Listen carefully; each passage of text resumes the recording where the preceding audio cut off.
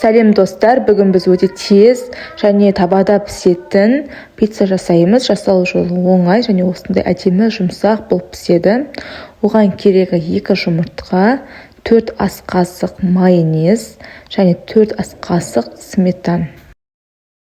Барлығын қосып, жақсылап араластырып аламыз.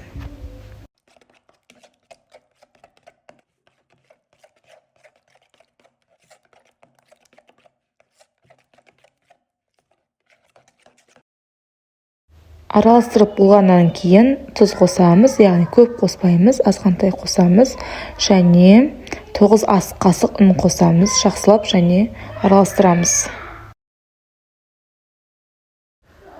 Біркелкі болғанша араластырасыздар, яғни массамыз қою осындай қасыққа ауырлау болып шығу қажет. Тестіміз дайын, енді бетіне қажетті заттарын дайындаймыз. Яғни өзіңіз қалаған үйде бар заттармен жасай берсеңіздер болады. Маған шұжық, қызанақ және сиыр қажет болды. Табамызды майлап, манағы тестімізді 2-ге бөліп жартысын саласыздар және бетіне кетчуп жағып шығасыздар.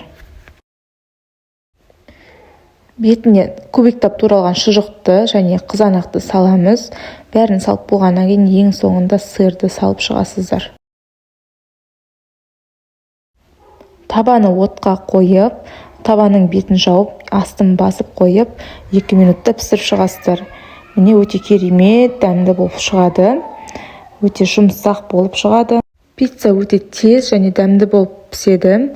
Балаларға әсіресе ұнайтыны сөзсіз. Олардың сүйікті асы десем де артық етпейді. Бірден пісіріп, 1-2 минутта араластырып жіберіп пісіріп берсеңіздер, балаларыңыз сізге рахмет айтады.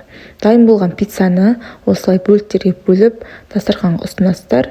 Өте жұмсақ, дәмді болып шығады. Сіздермен салтанат ас болсын.